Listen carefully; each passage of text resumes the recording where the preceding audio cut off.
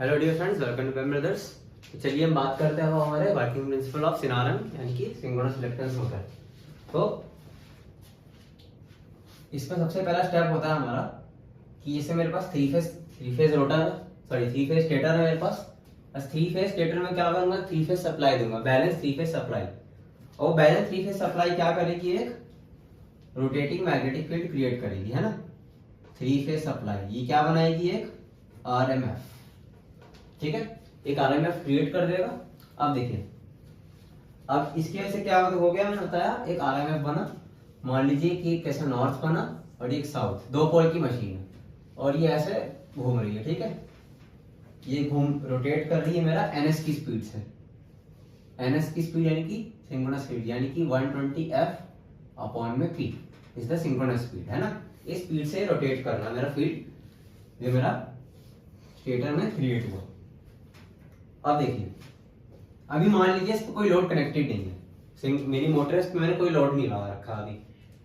तो ये फ्लक्स क्या होगी, पहले ऐसे पाथ लेगी अपना, ये ऐसे और ये ऐसे कंप्लीट करता हुआ यहाँ आ गया। सिमिलरली यहाँ पे भी, और ये ऐसा अपना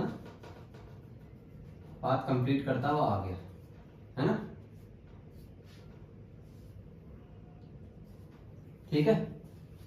अब आप सोच रहे होंगे कि ऐसा ही पाथ क्यों लिया। देखिए, इसको समझने के लिए हम क्या करते हैं, जैसे मान लीजिए मेरे पास एक ये है, मान लीजिए मेरे पास एक मैग्नेट है, नॉर्थ एंड साउथ, ठीक है।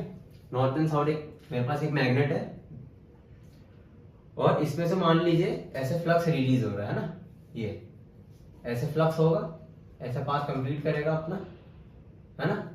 अब मान लीजिए मेरा एयर में रखा हुआ है, ठीक है। अब आप मान लीजिए अगर मैं इसका से एक फेरोमैग्नेटिक मटेरियल ला के रख दूं, एक फेरोमैग्नेटिक मटेरियल ऐसे ला के रख दूं। अभी इसको मैं और पाथ दिखा देता हूं आपको। मान लीजिए ऐसे मल्टीपल पाथ्स, ये ऐसे होगा, है ना, ऐसे मल्टीपल पाथ बनाएगा। ओके, अब क्या कर रहा हूं, मान लीजिए मैंने इस पे कैसे फेरोमैग्नेटिक मटेरियल लाके ऐसे रख दिया, ये एक फेरोमैग्नेटिक मटेरियल है, फेरोमैग्नेटिक मटेरियल।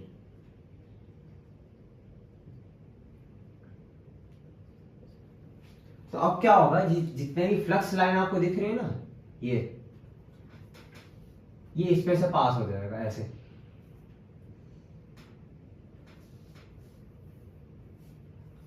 तो फ्लक्स हमेशा कैसा पाथ प्रिफर करता है, मिनिमम रिएक्टेंस पाथ। अब एयर का क्या होगा, रिएक्टेंस बहुत ज्यादा होता है और फेरोमैग्नेटिक का क्या होता है, रिएक्टेंस बहुत कम होता है। क्यों?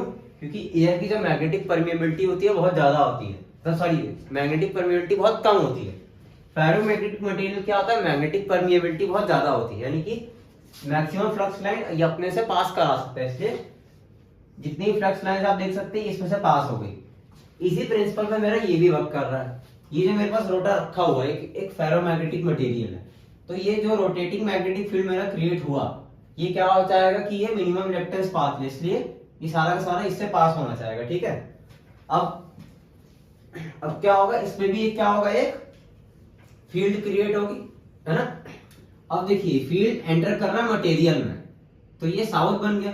साउथ क्या करता है, देखिए साउथ हमेशा फ्लक्स रिसीव करता है ना, और नॉर्थ हमेशा फ्लक्स रिलीज करता है। ये मेरा एयर गैप है वैसे भी, और ये देखिए यहां से क्या हो रहा है, फ्लक्स रिलीज कर रहा है, तो ये पोर्शन मेरा कैसा एक्ट कर रहा है, ऐसा नॉर्थ। ओके, अब मान लीजिए मैंने इस पे एक लोड क्रिएट कर दिया और मान लीजिए अभी इस डायरेक्शन में घूम रहा है, ये भी इस डायरेक्शन में घूम रहा है ना, अभी लोड नहीं है। अब क्योंकि क्या होगा, देखिए ये इससे अलाइन होना चाहेगा, ये वाला साउथ इससे अलाइन होना चाहेगा, तो ये क्या हो जाएगा, ये दोनों पोल लॉक हो जाएंगे। सिमिलरली ये नॉर्थ और साउथ पोल लॉक हो जाएंगे, ठीक है। तो क्या होगा, जैसे जैसे ये घूमेगा ये भी उसी डायरेक्शन में घूमेगा, ठीक है। अब ये देखिए, जो मशीन जो होती है ना, ये मेरा स्टेटर होता है, same similar to induction machine होता है, जैसे कि मैंने आपको कंस्ट्रक्शन फीचर से बताया था, सिमिलर टू इंडक्शन मशीन होता है। तो ये स्टार्ट एज इंडक्शन मोटर ही होता है, क्योंकि ये क्या होता है, मेरे पास स्टार्ट एज इंडक्शन मोटर होता है, उसके बाद जो रिएक्टेंस टॉर्क आएगा मेरे पास, वो इसको पुल आउट करेगा। इसको हम थोड़ा सा और अच्छे से समझेंगे अपना आने वाले लेक्चर्स में, टॉर्क स्पीड कैरेक्टरिस्टिक्स में। अभी तो मैं आपको वर्किंग प्रिंसिपल समझा रहा हूँ, इतना समझ गए होंगे कि इसमें एक RMF बना, वो क्या चाहेगी, इस मिनिमम रिलक्टेंस पाथ लेने के लिए रोटर से पास होगी, इसमें पोल्स बनेंगे, पोल्स क्या होना चाहेंगे, इससे अलाइन होना चाहेंगे और उसके डायरेक्शन में घूमने लग जाएंगे। तो ये भी NS की स्पीड से ही घूमेगा, है ना। इनिशियली स्टार्ट ऐसे इंडक्शन मोटर होगा, लेकिन मैं अभी क्या कर रहा हूँ, मान लीजिए स्टेडी स्टेट में मेरा मोटर, ठीक है, तो ये सिंक्रोनस स्पीड से ही घूम रहा होगा। अब मान लीजिए इस पर मैंने एक लोड लगा दिया, ठीक है, मान लीजिए ये फ्लक्स मेरा यहाँ पर आ गया घूमकर, और मैंने इसमें अभी लोड लगा दिया, ठीक है। तो देखिए पहले तो ये क्या था, अलाइन था, क्योंकि इसमें कोई भी लोड नहीं लगा था, लेकिन अब मैंने क्या कर दिया, इस पे लोड लगा दिया है, ठीक है। तो ये मेरा क्या हो गया, मेरा ये साउथ हो गया, ये नॉर्थ, ठीक है। अब देखिए फ्लक्स लाइन कैसा पाथ लेना चाहेगी, मिनिमम रिएक्टेंस पाथ लेना चाहेगी, तो ये कुछ ऐसा हो जाएगा फ्लक्स लाइन, है ना। सिमिलरली यहां पर भी ऐसा हो जाएगा, ये ऐसे,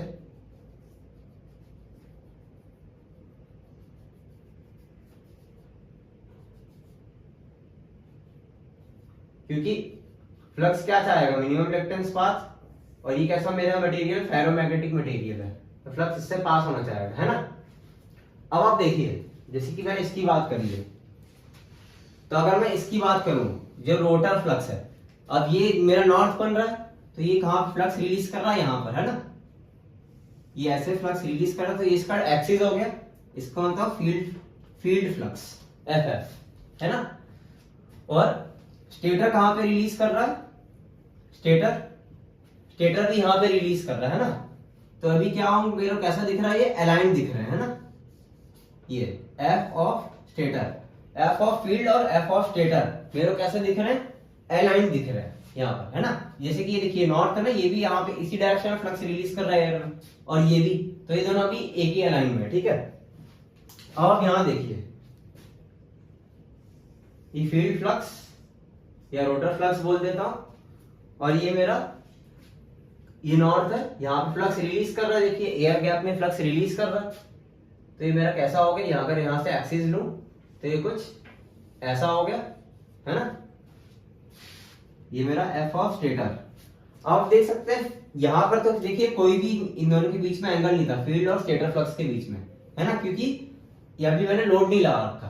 अभी क्या है, इन दोनों के बीच में एक लोड आ गया है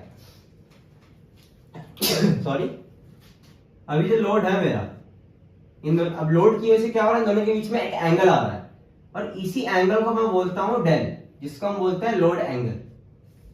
ये डेल होता है मेरा लोड एंगल।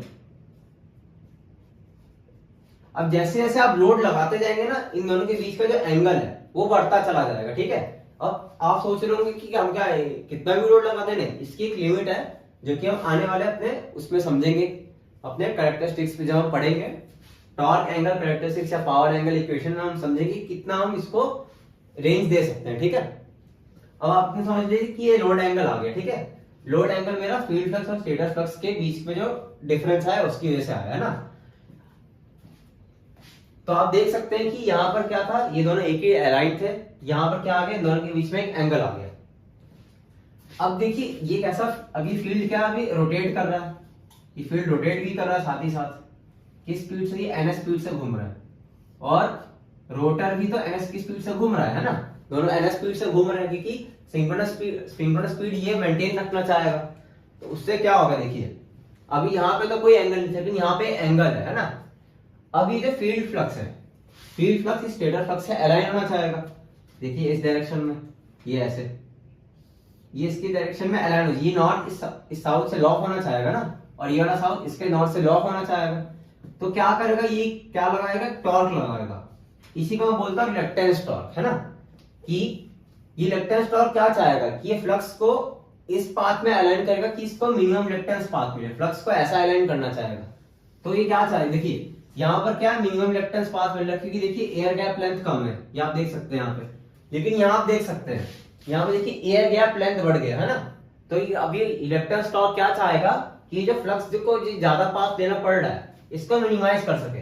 तो ये क्या करेगा, इस नॉर्थ को साउथ से अलाइन करने की कोशिश करेगा, है ना। ये वाला जो नॉर्थ है, इसको साउथ से अलाइन करने की कोशिश करेगा।